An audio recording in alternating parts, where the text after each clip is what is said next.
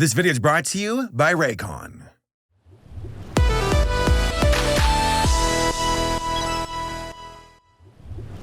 Well, folks, I was not expecting to make a video about this topic, but I fell down the rabbit hole, and when I hit the bottom, I screamed. I screamed into the void because it's pretty bad. I made some discoveries about this project. This cartoon. Yeah, you don't even know what I'm talking about. Confessions from the Hart is the newest original program from Roku, starring Kevin Hart. Yeah, you know him. He's the guy. And I saw the trailer for this series on YouTube like 2 weeks ago, and I thought, no, this can't be for real.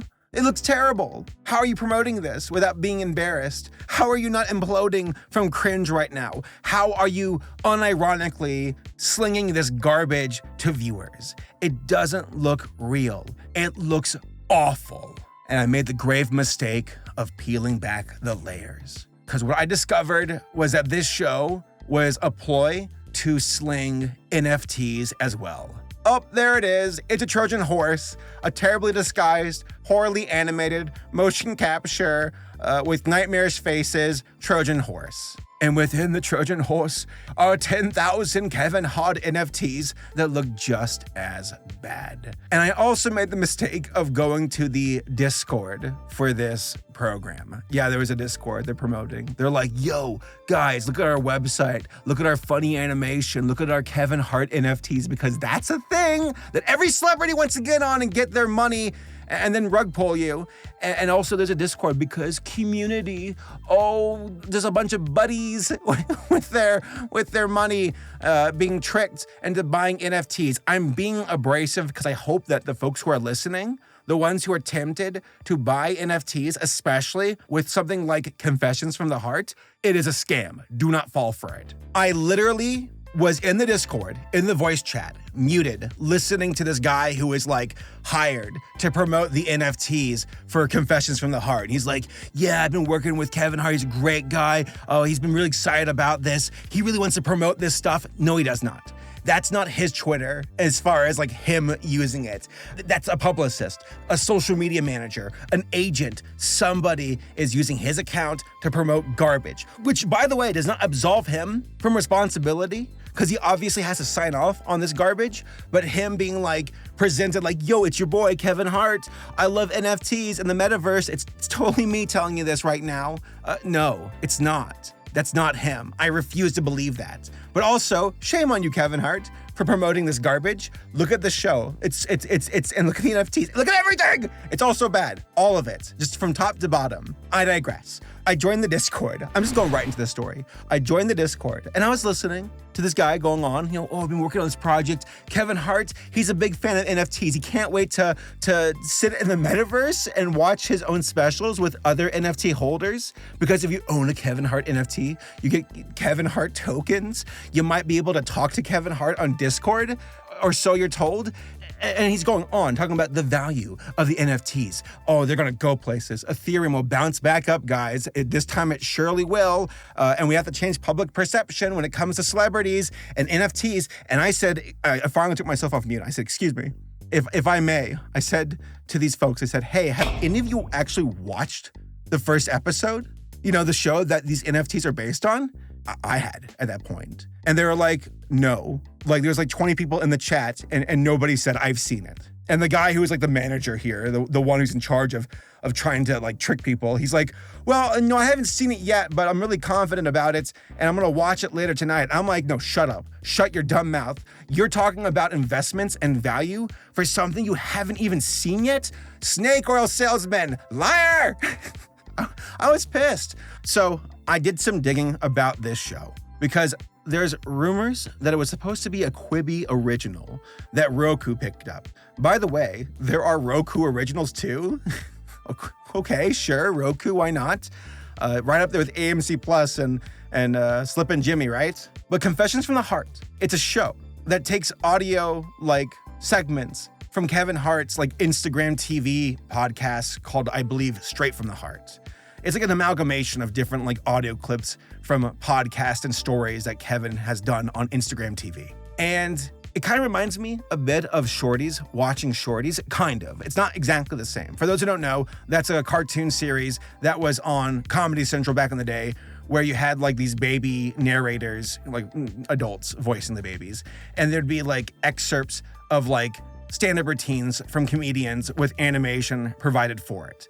It's kind of a neat concept, and it worked all right on Comedy Central. But here it's like, it's all Kevin Hart stories. He's so funny, and he's on an airplane fighting his gym instructor, and they get into a fight. It always ends up being a fight. Fight. Always fights. Apparently Kevin Hart gets into a lot of fights, I guess. And yeah, I watched the first episode, all 30 minutes of it, and it was terrible. I keep saying that, but I can't underline it enough. It's like, what's the biggest argument against NFT cartoons and movies and shows?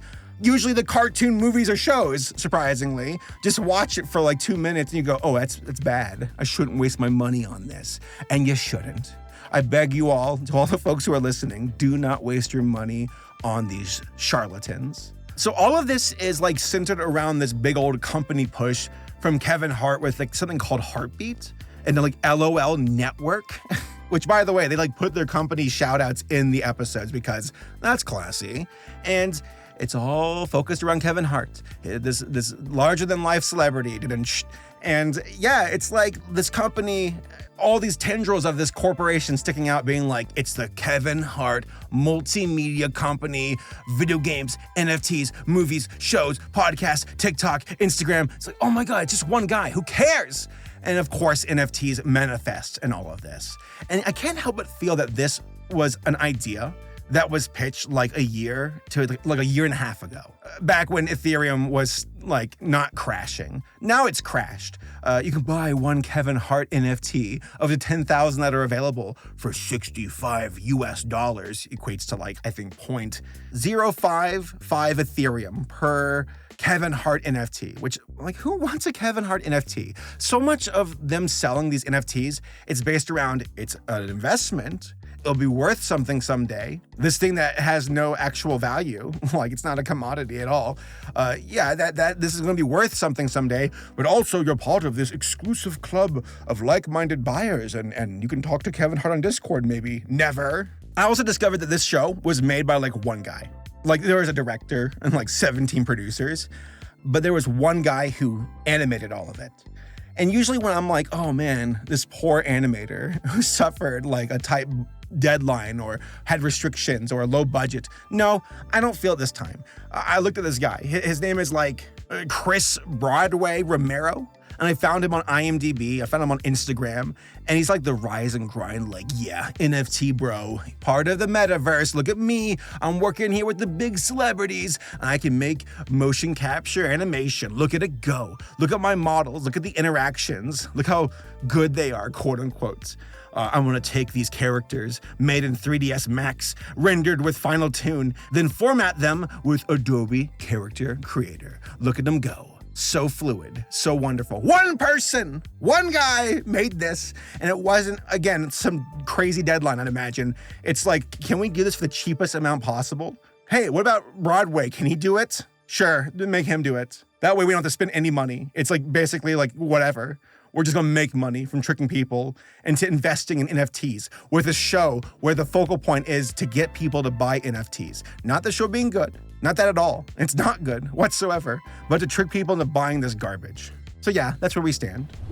And you know what? Again, Kevin Hart, I know that you're not the one on Twitter like tweeting up about this. You don't care. You obviously don't care. But like you signed off on this. And to all the celebrities who fall for this scam, and are now complicit in it, shame on you. Seriously. And like some podcasts are like, oh, we're gonna get Shaq involved and Snoop Dogg.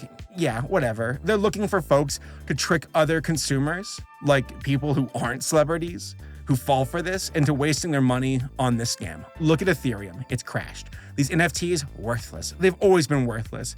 But like because of like the market crashing, the economy, everything, now they're particularly worthless, even more so. So again, I wasn't gonna make a video about this, but I feel like I have to. Just so I can be on guard, just so I can always be pushing back against NFT cartoons, because look at them. From Reddit family to Confessions from the Heart, it's always done with low quality with the objective to trick and scam people into buying this garbage. Please do not fall for it. So yeah, that's where I stand about Confessions from the Heart, one of the worst things I've ever seen, and it seems appropriate that this trash would be available on Roku as one of their original programs. Ooh la la. Whoa. This is worthless. It's less than worthless, my boy. So a big shout out to this video sponsor, Raycon earbuds.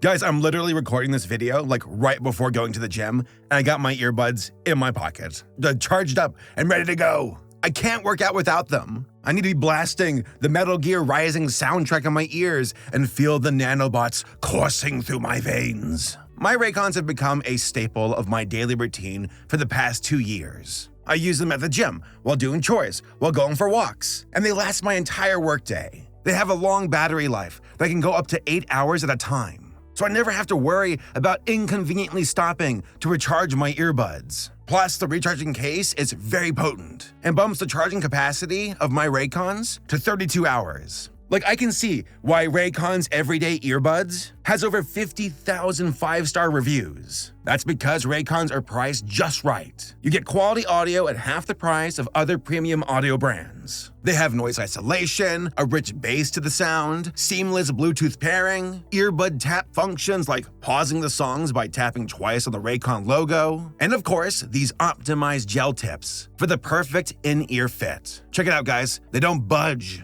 Watch me shake my head. I'm going crazy. I'm going bonkers. And they're still in my ears. On top of that, Raycons come in a broad variety of colors. So if you want to check out some excellent earbuds that look great, feel great, and sound great, then click the link in the description down below and go to buyraycon.com/Saberspark to get 15% off your Raycon purchase. Again, I legit use these things every day. I mean it. I love them. Go check them out.